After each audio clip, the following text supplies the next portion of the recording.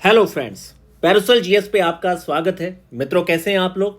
Friends, 13 दिसंबर को आपकी परीक्षा है, तो यहाँ पर कुछ महत्वपूर्ण बातें करते हैं।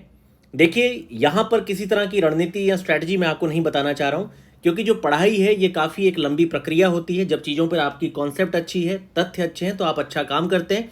लेकिन इसके अलावा भी एक बहुत बड़ी चीज़ है। मित्रों देखिए, अब परीक्षा का जो फेज़ है और जिस तरह का इस बार इन्वायरमेंट था कि विद्यार्थियों को लास्ट तक क्लियर नहीं था, और ख़ास तौर पे जिस तरह की लड़ाई लड़ी गई उनके द्वारा, ये मतलब माना जा सकता है कि अब तक का सबसे मतलब विकट या सबसे ख़राब टाइम हो सकता है विद्यार्थियों के लिए, क्योंकि दिमागी तौर पे वो परेशान रहे हैं और उन्हें लास्ट में 1 महीने का समय नहीं मिला। लेकिन अब अगर इन सब चीज़ों को एक साइड में हम लोग किनारे रख दें और चीज़ों को थोड़ा सा क्लियरली देखें, तो देखिए, एक ऐसा फेज़ है ये, और कभी भी इतनी बड़ी वैकेंसी आपने इतिहास में नहीं देखी थी। जहां पर बिहार में मतलब कि 7 से 8 हज़ार की जो लिस्ट थी वो देखना टफ हो गया था। अब आप अपने सामने देखेंगे 22 से 23 हज़ार रिजल्ट। तो आप ये भी जान लीजिए कि ठीक है, हम लोग करंट बिहार स्पेशल या कन्वेंशनल सेक्शन को उतना रिवीजन नहीं दे पाए, और एक जो परफॉर्मेंस एंजाइटी है वो हमारे ऊपर हावी हो रही है। लेकिन आप ये बात भी याद रखिए कि 20 से 22 हज़ार सीट का आपने कभी फेस देखा नहीं है। तो मित्रों, और ना ही कोई विद्यार्थी कितना भी पढ़ ले, परीक्षा में उसको 50-150 में से 55 या 60 प्रश्न ऐसे होते हैं जिसे देख के उसे लगता है कि हाँ उसको आता है। बाकी उसे जो 28 से 30 या 35 प्रश्न अपनी अपनी क्षमता में उसको जो निकालने पड़ते हैं, वो सारा मामला है प्रश्न को अटेम्प्ट करने की स्किल से।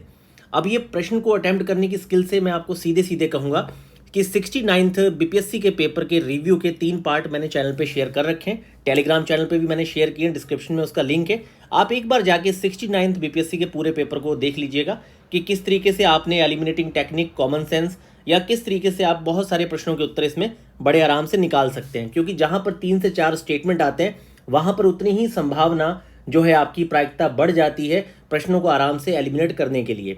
जहाँ पर सीधे आपके फैक्चुअल क्वेश्चन दिए जाते हैं, तो वहाँ पर आपको सीधे सीधे किसी एक ऑप्शन के साथ ही 100% जाना पड़ता है। तो समझ जाइए मित्रों, हर चीज़ में आप देखेंगे तो आपको कहीं ना कहीं एक अपॉर्चुनिटी दिखेगी। तो इस समय मैं आपसे कहना चाहूँगा कि बहुत ही सकारात्मक होके, कितना भी डर हो ये सबके साथ है। ये जो परीक्षा आप देने जा रहे हैं, सभी डरे हुए हैं, सबके अंदर डर है। पर कहीं ना कहीं सबसे बड़ा डर ये है कि कहीं हमेशा 4 से 5 हज़ार रिजल्ट आता था, 2 या 4 नंबर से आपका नहीं होता था। कहीं ऐसा ना हो कि 20 से 22 हज़ार का रिजल्ट हो और आपके पर्चे 10 में से 7 बच्चे मेंस लिख रहे हो, उसमें आप नहीं है। देखिए, ये सब बातें कैसी हैं? बेवजह का दिमागी पुलाव है ये। जिस परीक्षा में आप बैठे नहीं, जिस पेपर को आपने अटेम्प्ट नहीं किया, जिस पेपर की सामने हमारे कटअप आई नहीं, उसके बारे में आपने क्यों परेशान होना है? आपके पास एक चीज़ है। एक बात याद रखिए, पहले प्रश्न से अंतिम प्रश्न 150 प्रश्न तक अगर आप बहुत एक्टिव अलर्ट रहेंगे, जैसे कि आपके प्रश्नों में जो आपकी क्वेश्चन की टेल होती है कि निम्नलिखित में से कौन सा असंगत है, कौन सा गलत है, या फिर निम्नलिखित में से गलत तथ्यों का चुनाव करिए, नीचे ऑप्शन दे रखें। कई बार आप क्या करते हैं कि सही कथनों को एलिमिनेट करके नीचे सही वाला ही ऑप्शन टिक कर देते हैं, जबकि नीचे क्वेश्चन टेल में लिखा रहता है कि जो गलत है वो उसका आपने चुनाव करना है, उसको आपने ऑप्शन में चूज करना है। इसलिए मित्रों, पढ़ने संबंधी त्रुटि मत करिएगा। मैं पहली बात यहाँ पे कहूँगा आपसे कि आपने पढ़ने संबंधी जो क्वेश्चन टेल है या फिर जो आपके स्टेटमेंट है, उसे पढ़ने संबंधी ऑप्शन में वहाँ काला गोला भरने संबंधी गलती मत करिएगा।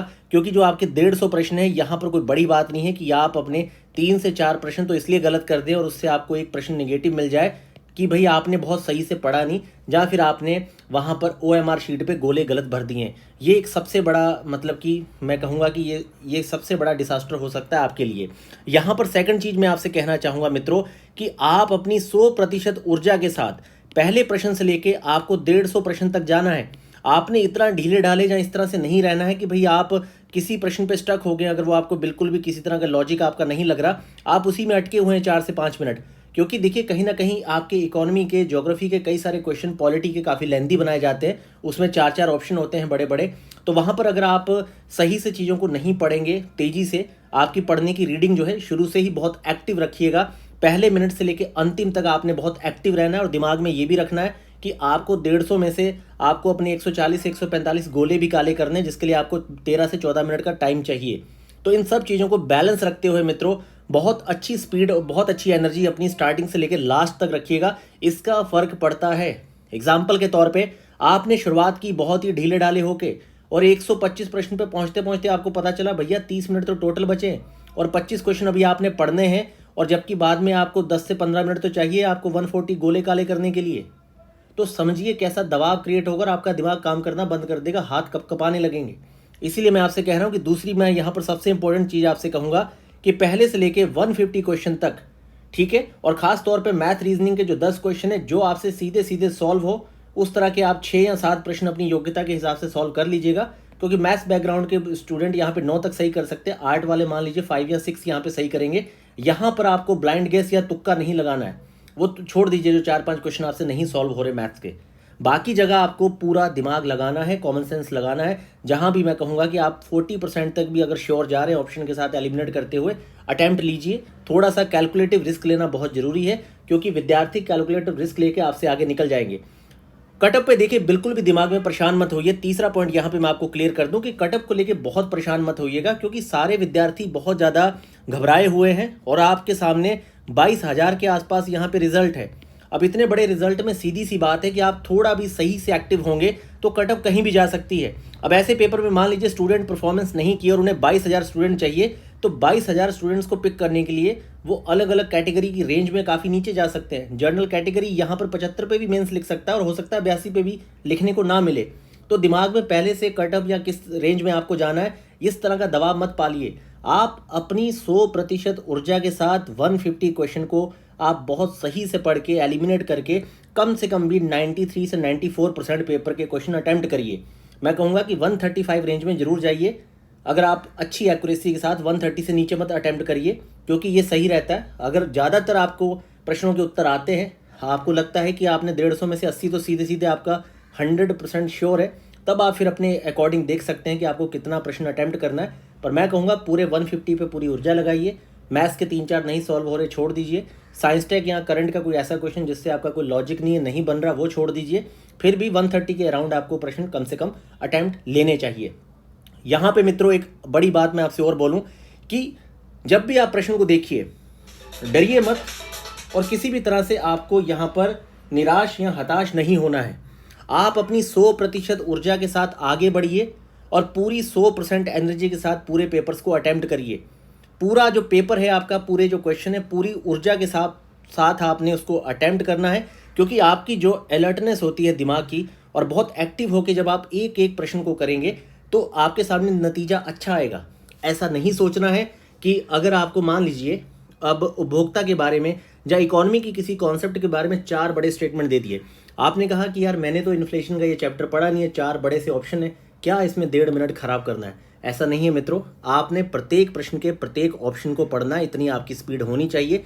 क्योंकि कई बार बड़े बड़े स्टेटमेंट में सिंपल सा आंसर होता है जो सीधे सीधे आप एलिमिनेट करके सॉल्व कर सकते हैं। अगर लास्ट ईयर का आपने पेपर देखा होगा तो अमेरिका का क्वेश्चन भी काफ़ी बड़ा था। अगर आपने देखा होगा वहाँ पे, तो व्हाइट हाउस के संदर्भ में जो प्रश्न था बहुत ईजी था, लेकिन उसके भी 4 ऑप्शन बना के उसे काफ़ी बड़ा बनाया गया था। ऐसे बहुत सारे क्वेश्चन हैं जो मैंने 69 बीपीएससी की एक्सप्लेनेशन में आपके साथ शेयर किए हैं। तो आप एक बार अपना लगभग 40 से 50 मिनट का समय निकाल के लगभग 1.5 से 2 की स्पीड पे उस वीडियो को जरूर वॉच कर लीजिए। उससे आपके दिमाग का एक सेटअप बनेगा और आप थोड़ा राहत महसूस करेंगे अपने पेपर के दौरान। बाकी सकारात्मक रहिए, आप योद्धा हैं, आपको बिल्कुल भी घबराना नहीं है। और देखिए जीवन का मज़ा, ये जो टास्क आप लेते हैं इसी में है। जो ये जीवन में उतार चढ़ाव लगे रहते हैं, आप अपने लिए टास्क रखते हैं, उसके लिए आगे बढ़ते हैं और ये चीज़ें आपको परिपक्व बनाती हैं, मैच्योर बनाती हैं और जीवन में एक अच्छा इंसान, एक अच्छा व्यक्तित्व आपका जो है उसका निर्माण होता है। इसीलिए मित्रों सकारात्मक होके आगे बढ़िए। डर है, डर लगता है हर व्यक्ति को, घबराहट होती है, लेकिन इनसे आगे बढ़ के ही आप अपने भविष्य को ज़्यादा अच्छा बना सकते हैं। तो सकारात्मक रहें, दिमागी तौर पे बहुत मजबूत रहिए। डर सबको लगता है, आगे बढ़िए।